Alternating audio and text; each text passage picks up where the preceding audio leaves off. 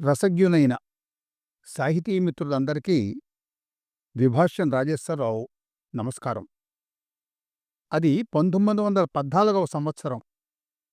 ఆయన డబ్లిన్‌లో న్యాయశాస్త్రం చదువుకుంటున్నారు. వేరే దేశం వెళ్ళినా తెలుగువాడిగా తలపాగా ధరించి పంచె కట్టుకోవడం ఆయనకలవాటు. ఒక రోజున రోడ్డు మీద నడిచి వెడుతూ ఉంటే ఒక బ్రిటిష్ మహిళ ఆయన్ని నిలబెట్టి, "ఏ దేశంలో ఉంటే ఆ దేశ తరహాలోనే దుస్తులు ధరించాలని మీకు తెలియదా?"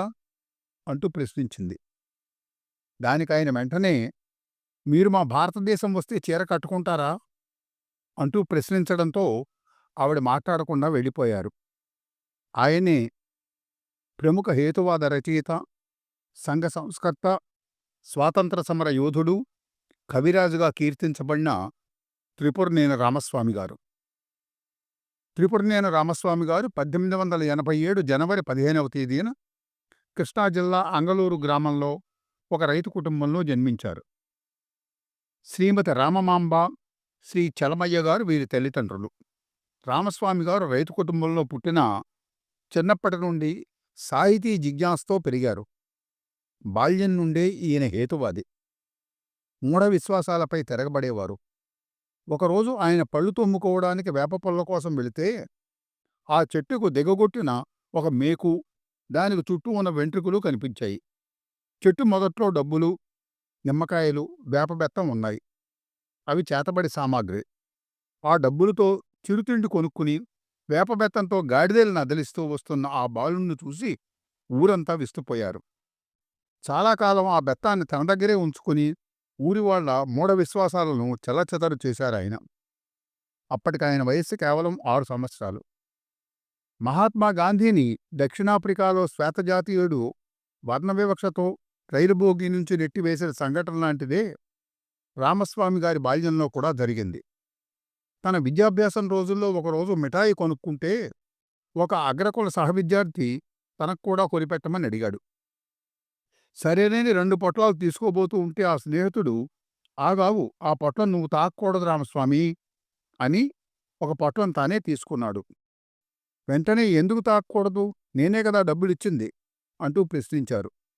జీవితంలో ప్రశ్నల పరంపరకు దోహదం చేసిన ప్రశ్న ఇది.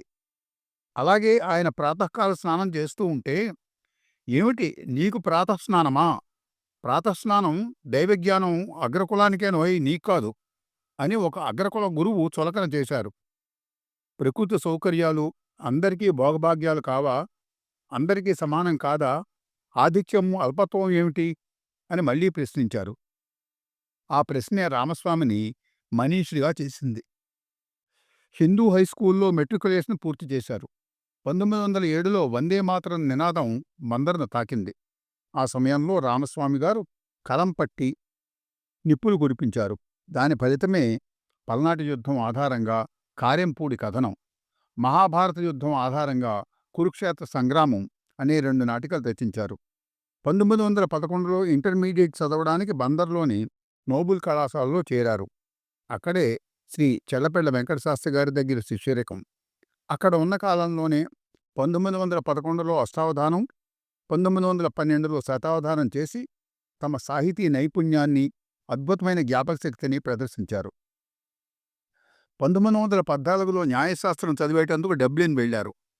అక్కడ న్యాయశాస్త్రమే కాక ఆంగ్ల సాహిత్యము, ఆధునిక ఐరోపా సంస్కృతిపై కూడా ఎంతో అధ్యయనం చేశారు. రామస్వామి గారు శాకాహారి.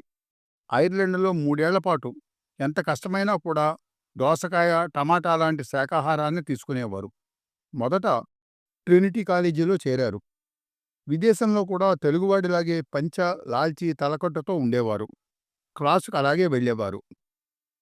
ట్రినిటీ ప్రొఫెసర్ అంతకు అభ్యంతరం చెబితే ఆ కాలేజీకి స్వస్తి చెప్పి ఇంటర్నల్ టెంపుల్ లా కాలేజీలో చేరారు. బారిస్టర్ చదువు పూర్తి చేసుకుని నవంబర్ 12, 1917న తెలుగు నేలపై అడుగుపెట్టినప్పుడు లభించిన స్వాగతం మాటలకు అందనది. నూజిళ్ల రైల్వే స్టేషన్ నుంచి ఆయన స్వగ్రామం అంగళూరు వరకు విజయ ధ్వానాలతో రోడ్డుకి ఇటు అటు అన్ని గ్రామాల నుంచి వచ్చిన ప్రజానీకం బార్లు తీర్చి నిలబడి నినాదాలు చేస్తూ స్వాగతం పలికారాయనకు. విదేశాల నుండి తిరిగి వచ్చిన తర్వాత రామస్వామి గారు చేసిన మొదటి రచన శంభుక వధ. దీనితో తెలుగు జాతి ఒక్కసారి ఉలిక్కిపడింది, కాదు మేల్కొంది. తెలుగులో మొదటిసారి సాంస్కృతిక విప్లవానికి నాంది పలికింది. ఎందుకు అని ప్రశ్నించడం నేర్పింది. తర్వాత రోజుల్లో ఆయనకు శాశ్వత కీర్తి తెచ్చిపెట్టిన సంచలన కావ్యం సూతపురాణము. ఈ మహాకావ్యమే రామస్వామి గారిని కవిరాజు మకుటంతో అలంకరింపజేసింది. కవిరాజు చేసిన మరో గొప్ప ప్రయోగం వివాహ విధి. వధూవరులకు అర్థం కాని సంస్కృత మంత్రాలతో జరిపే పెళ్లి కాకుండా అందరికీ అర్థమయ్యే విధంగా తెలుగు పెళ్లి జరిపించడం ఉద్యమంలాగా మొదలైంది. ఆ దశలో రాసిందే కుప్పుస్వామి శతకము. కలరాజు కబరి నుంచి జాలువారిన చెట్ట చివరి కళాఖండం భగవద్గీత. పల్నాటి పౌరుషం ఇతివృత్తంగా ఇది ఆవిర్భవించింది. ఆయన అభిమానులు 1942 నవంబర్ 25, 26 తేదీల్లో గుడివాడలో గజారోహణం చేయించారు. ఉప్పు సత్యాగ్రహం రోజుల్లో వీరగంధము తెచ్చునారము వీరులెవరూ తెలుపుడి అనే పద్యంతో తెలుగు జాతిని ఉత్తేజపరిచిన శ్రీ పిప్పురినేని రామస్వామి గారు 1943 జనవరి 16న స్వర్గస్థులయ్యారు. ఈవేళ కవిరాజు రామస్వామి గారి జయంతి సందర్భంగా ఆ మహనీయునికి మన తెలుగువారందరం నీరాజనాలర్పిద్దాం. విషయ సేకరణకు తమ వ్యాసం ద్వారా సహకరించిన శ్రీ త్రిపురనేని సాయిచంద్ గారికి ధన్యవాదాలు తెలియజేస్తూ సెలవు. నమస్కారం.